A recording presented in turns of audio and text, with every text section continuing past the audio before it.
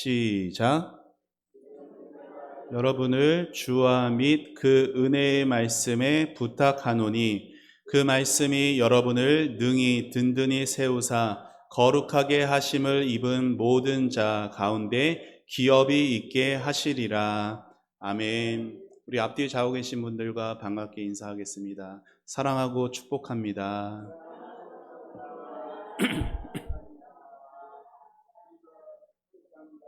네.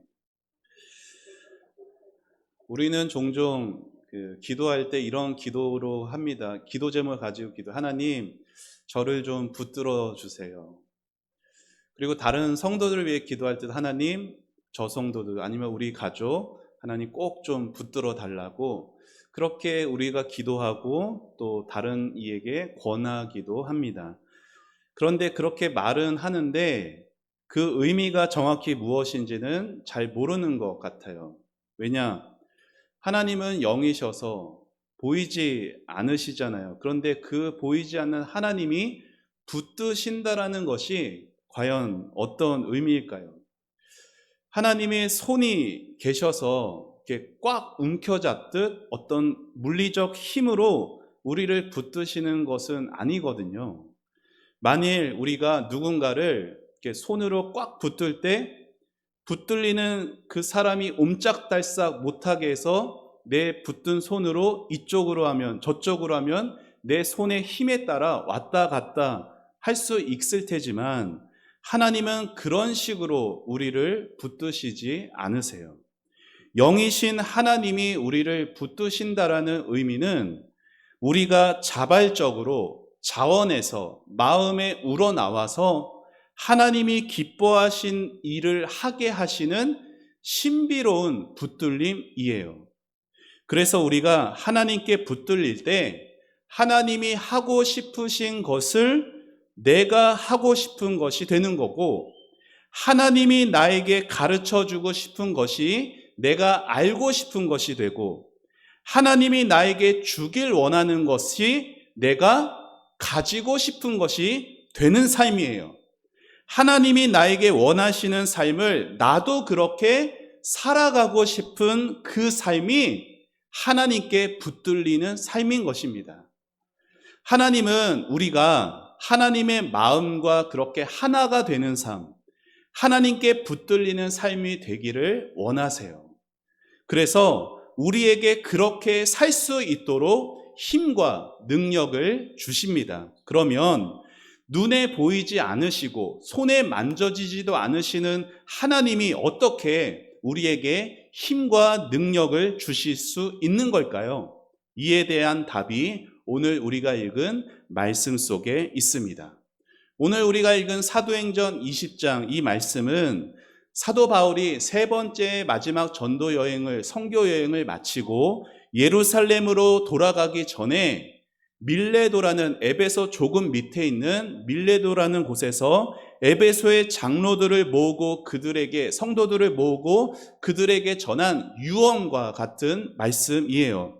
바울은 지금 자신이 예루살렘으로 가게 되는 것 내가 계획하고 내가 뜻해서 하는 것이 아니라 성령의 뜻대로 내가 그곳으로 간다라는 것을 알았습니다. 우리 사도행전 20장 22절 화면 보며 같이 읽어보겠습니다. 시작.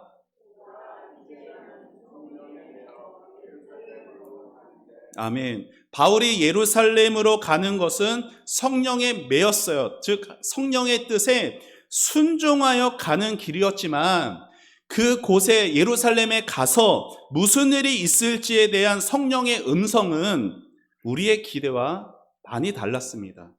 우리 같으면 선교 사역을 훌륭하게 감당한 바울이 이제 가니 바울에게 이렇게 말해야 되지 않을까? 성령께서 내가 예루살렘에서도 너가 전도 여행을 했던 그 곳곳마다 함께 했던 것처럼 너가 예루살렘에 가서도 내가 너와 함께하여서 복을 줄 것이고 형통하게 할 것이다. 예루살렘에 가면 너가 전하는 그 복음에 사람들이 다 하나님께로 돌아오게 할 것이다. 부흥이 일어날 것이다. 너는 참으로 귀히 쓰임받는 존귀한 사람들에게 존경받는 사도가 될 것이다. 이러한 성령의 음성이 들렸어야 되지 않을까 싶은데 성령님은 바울에게 오히려 환난과 결박이 너를 기다리고 있다 말씀하십니다. 20장 23절 말씀 또 함께 읽겠습니다. 시작.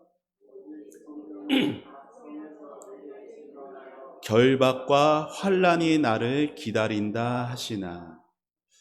우리 인생에서 어떤 어려움이나 고난이 찾아오게 되면 사람은 본능적으로 뭘 생각하게 되냐면 내가 뭘 잘못했나를 생각하게 됩니다.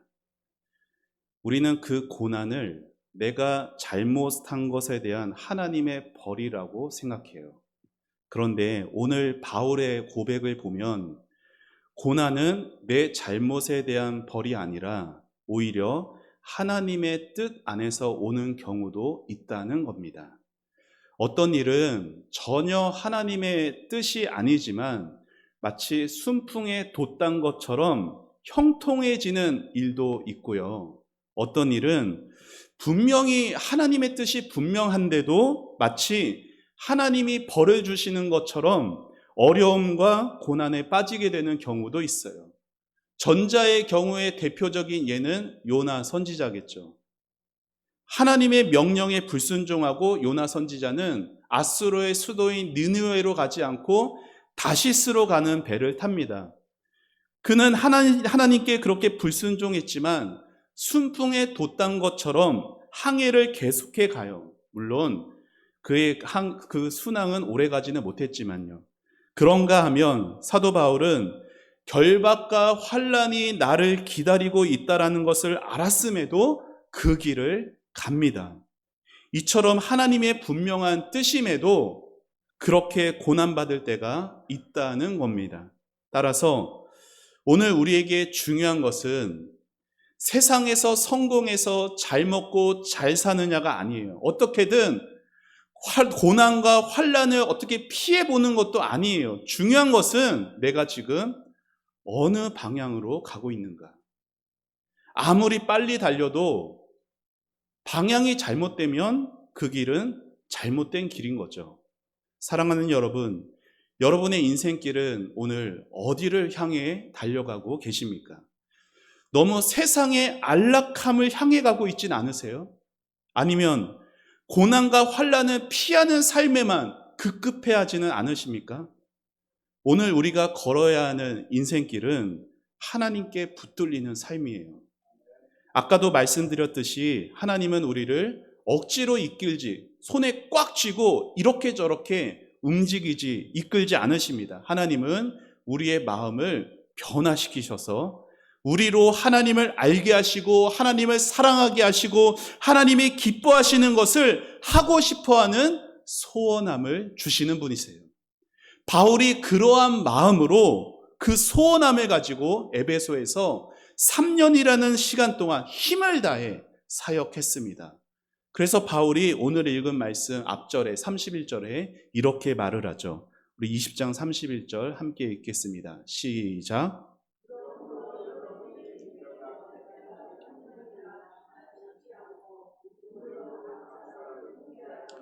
기억하라. 여러분 3년의 시간은 짧은 시간인가요? 긴 시간인가요? 뭐 짧다고 말할 수도 있고 길다고 근데 하지만 결코 짧지 않은 시간이겠죠. 그 3년의 시간 동안 바울은 쉬지 않고 각 사람에게 진리를 가르쳤어요. 그리고 그 바울의 눈에는 뭐가 있었어요? 바울의 눈에는 눈물이 있었습니다. 때로는 닥치는 고난 때문에, 때로는 자기의 죄 때문에, 때로는 영혼들을 향한 그 사랑 때문에, 때로는 하나님의 그 일들 더 잘 감당하려고 하지만 감당하지 잘 못하는 자신의 연약함을 보며 흘리는 눈물들이 있었다고요. 바울은 많은 사람들 앞에 한 번 반짝 나타나서 말씀 전하고 사라졌던 인기 많은 부흥 강사가 아니었습니다. 눈물로 자신의 연약함을 끊임없이 주님께 아뢰면서 3년간 쉬지 않고 누구를 만나든지 그들을 하나님의 말씀으로 가르치고 그들을 예수님 앞으로 인도하였던 목회자였어요. 그렇게 3년간의 눈물의 수고를 마치고 이제 길을 떠나려는 바울 앞에는 결박과 환난의 길이 남아 있었지만 그는 이미 순교도 각오하고 있었습니다. 우리 21장 13절 말씀도 같이 읽겠습니다. 시작. 나는 주 예수의 이름을 위하여 결박당할 뿐 아니라 예루살렘에서 죽을 것도 각오하였노라. 바울이 사랑으로 돌본 성도들이 지금 바울 자기 눈앞에 있습니다. 마지막 순간에 모두가 크게 울면서 바울을 끌어안고 입을 맞추어요. 이제는 다시 만난다는 보장이 없어요. 이 땅에서 다시 바울을 만날 수 없고 바울도 그 성도들을 다시 만날 수 없다라는 그 마음에 바울의 마음이 얼마나 아팠을까요? 목회자와 헤어지는 성도들의 마음은 또 얼마나 불안했을까요? 그때 바울은 그들에게 하나님께 붙들리는 신앙의 원리를 가르칩니다. 그게 오늘 읽은 말씀이에요. 우리 20장 32절 상반절 말씀 함께 읽어보겠습니다. 시작.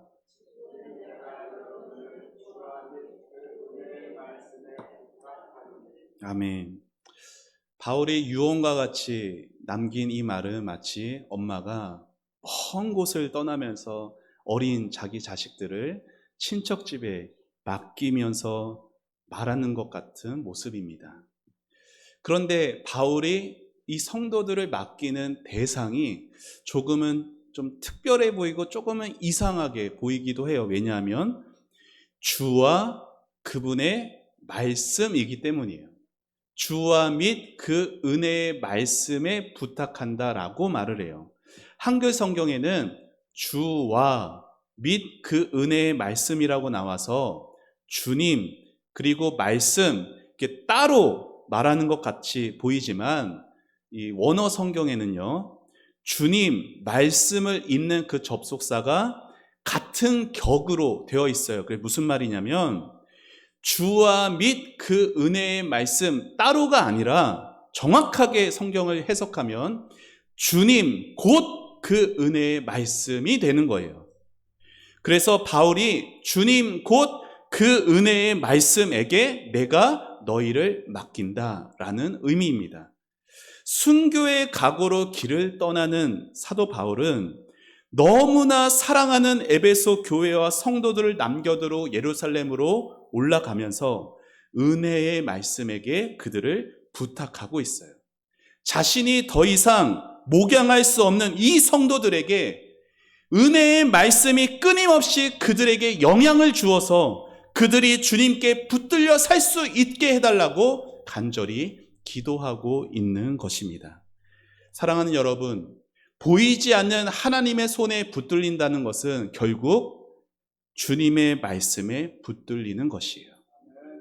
여러분의 마음에 주님이 가르쳐주고자 하시는 것을 알고 싶게 하시고 주님이 사랑하기 원하시는 것을 여러분이 사랑하게 되고 주님이 하고자 하시는 일을 여러분이 하고 싶은 마음을 갖게 하시는 것은 바로 하나님의 말씀인 것이에요. 우리 삶이 형통할 때 교만에 빠지지 않고 삶의 고난과 환난이 찾아올 때 좌절하지 않고 믿음으로 인내하며 하나님을 기쁘시게 하는 삶 살 수 있는 이유는 우리 손에 돈이 많이 있기 때문이 아니고 우리가 의지할 만한 사람이 있기 때문도 아니고 우리가 아직 건강하기 때문도 아니에요. 우리 이 작은 손에 하나님의 말씀인 성경이 들려있기 때문입니다. 고난 중에도 하나님의 말씀을 읽고 듣고 거기에서 진리를 발견하고 그 말씀에 붙들려 살아갈 때 내 손에 들려진 것은 작은 성경 한 권밖에 없지만 하나님께서 그 은혜의 말씀으로 내 인생 붙들고 계시기에 그 손에 붙들린 나는 좌절하지 않고 요동하지 않을 수 있는 것이에요. 사랑하는 여러분, 그렇게 하나님의 말씀을 붙들고 살다 보면 어느 순간 내가 말씀을 붙들고 있는 것이 아니라 말씀이 나를 붙들고 있다라는 느낌을 받게 됩니다. 하나님 말씀 앞에 바르게 서게 되면 내가 말씀을 읽고 있는 것이 아니라 말씀이 나를 읽어가고 계시는 것이 느껴져요. 그 말씀이 내 마음 깊은 곳까지를 보여주고 있다는 것을 느끼게 돼요. 그렇게 말씀 앞에 자기 모습을 제대로 깨닫게 된 사람이 하나님 앞에 진실로 회개하고 돌이킬 수 있는 것이에요. 이것이 바로 바울이 주님의 말씀에 에베소 교회의 성도들을 부탁하고 싶었던 이유입니다. 여러분, 신앙생활이라고 하는 것은 군대 생활이 아니에요. 우리 또 자녀 중에 군대에 가 있는 자녀가 있지만, 신앙생활은 누가 감시하고 사사건건 간섭한다고 해서 잘하게 되는 것이 아닙니다. 성도가 하나님을 사랑할 때 충성스러운 성도가 되는 것처럼 말씀에 깊이 감동받게 되면 다른 사람이 보채지 않아도 이것 좀 하라고 누가 그렇게 막 붙들고 하지 않아도 순종의 열매는 말씀에 감동이 되면 자연스럽게 맺어지게 되는 것입니다. 성령께서 말씀과 함께 역사하셔서 우리 마음을 붙드실 때 우리는 즐거이 하나님의 마음과 하나가 되는 복된 인생을 살아갈 수 있습니다. 바울은 오늘 이 말씀을 그래서 은혜의 말씀이라고 하는 거예요. 말씀 속에 은혜의 영향력이 담겨 있다라는 거예요. 나는 자격이 없는데 내 힘으로 하는 것이 아니라 병들고 메마른 내 영혼 변화시키셔서 새롭게 하시는 성령의 역사는 오직 은혜로 이루어지는 것입니다. 하나님은 이러한 큰 영광을 우리 교회와 여러분들에게 주셨습니다. 사랑하는 여러분, 여러분은 우리 초원교회가 10년 후에, 20년 후에, 30년 후에 어떻게 우리 교회가 어떤 모습이길 생각하십니까? 어떻게 되기를 바라세요? 우리 교회가 더 큰 교회가 될까? 얼마나 많은 사람들이 우리 교회에 올까? 이 지역에서 더 큰 영향력을 끼치는 교회가 될까? 사실 이런 것들이 중요할 수는 있겠으나 그것보다 훨씬 더 중요한 것은 우리 초원교회가 미래에도 여전히 은혜의 말씀에 붙들리는 것이에요. 그것이 우리 교회의 가장 큰 소망이 되어야 합니다. 우리가 나이가 들어서 기력이 쇠약해져서 그럼에도 여전히 우리가 하나님의 그 말씀에 붙들려서 우리 주님의 십자가를 붙들고 주님의 사랑을 알고 살아갈 때 언젠가 저와 여러분이 더 이상 이 자리에 있지 못하게 되는 날이 와도 우리 교회는 여전히 은혜의 말씀에 붙들려 있을 것입니다. 그래서 이곳에서 사람을 살리고 영혼을 구원하고 제자를 삼는 우리 교회로 세워져 있을 것이에요. 그렇게 하나님이 기뻐하시는 우리 초원교회를 잘 섬겨가시는 여러분들 되시기를 축원합니다. 세월이 지나도 우리 교회가 든든히 설 수 있는 이유, 하나님의 말씀은 변치 않고 하나님의 말씀은 풀은 마르고 꽃은 시그고 세월이 지나도 여전히 하나님의 말씀이 되시기 때문입니다. 우리 이사야 40장에 있는 말씀 같이 읽겠습니다. 시작.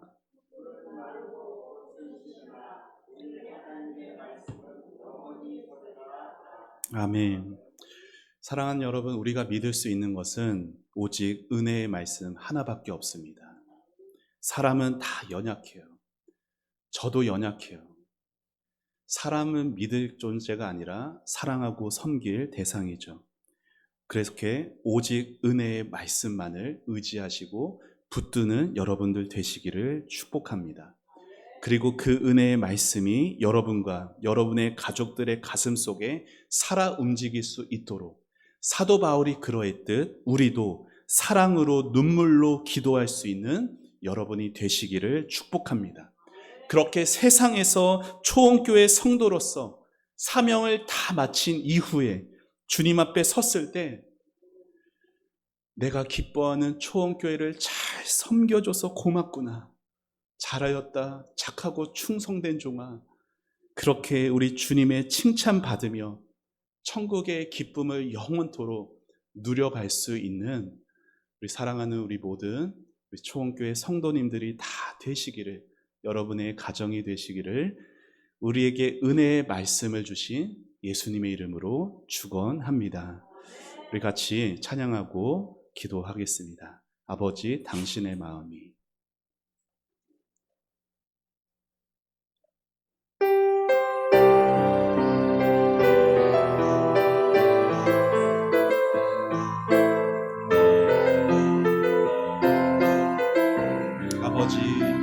아버지, 당신의 마음이 있는 곳에 나의 마음이 있기를 원해요. 아버지, 당신의 눈물이 고인 곳에 나의 눈물이 고이길 원해요. 아버지, 당신이 바라보는 영혼에게 나의 두 눈이 향하길 원해요. 아버지, 당신이 울고 있는 어두운 땅에 나의 두 발이 향하길 원해요. 나의 마음이 아버지의 마음 알아. 내 모든 뜻 아버지의 뜻이 될 수 있기를. 나의 온몸이 아버지의 마음 알아. 내 모든 삶 당신의 삶 되기를. 한 번 더 찬양합니다. 아버지, 당신의, 우리 가슴에 손을 얹고 찬양합시다. 나의 마음이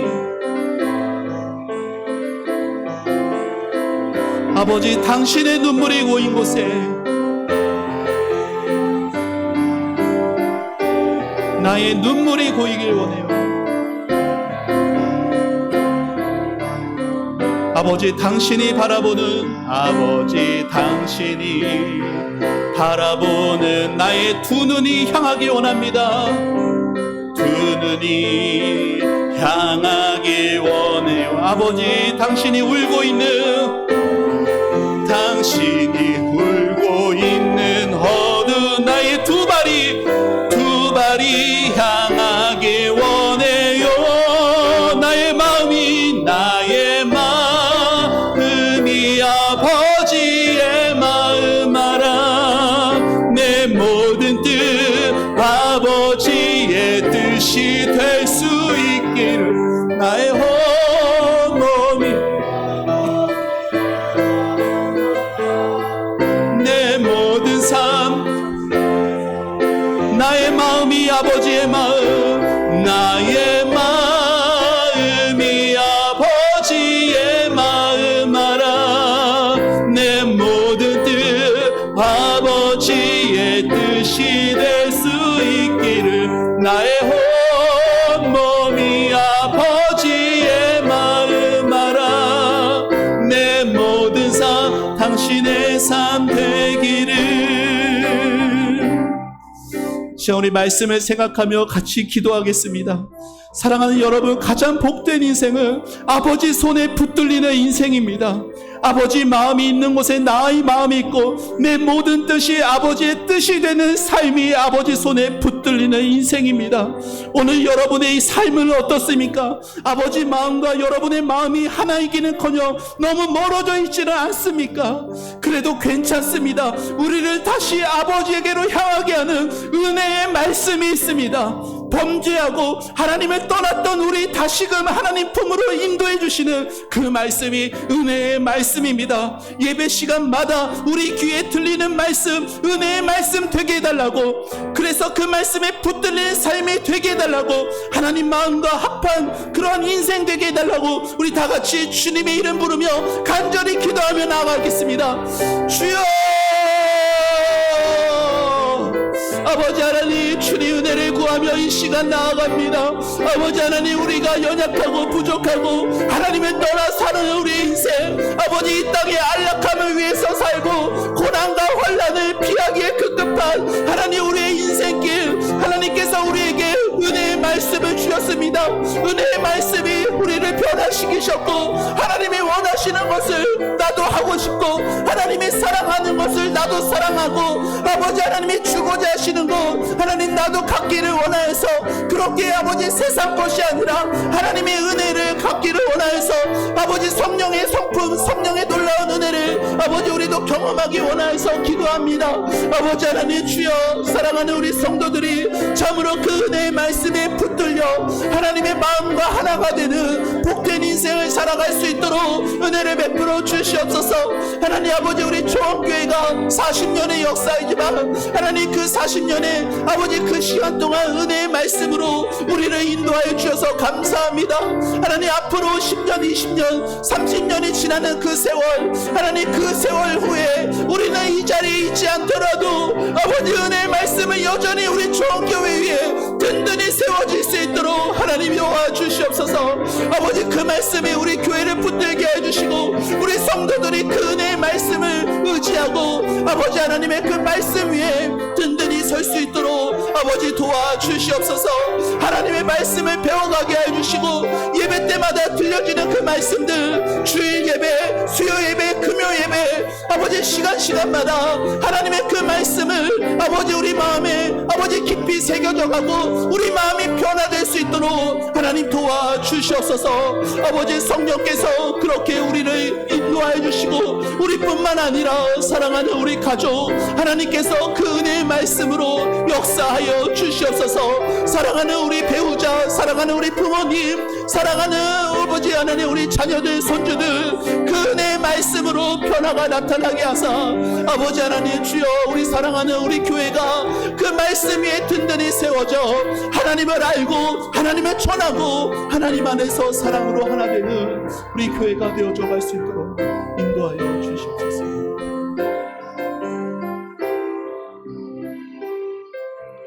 하나님 은혜를 감사합니다.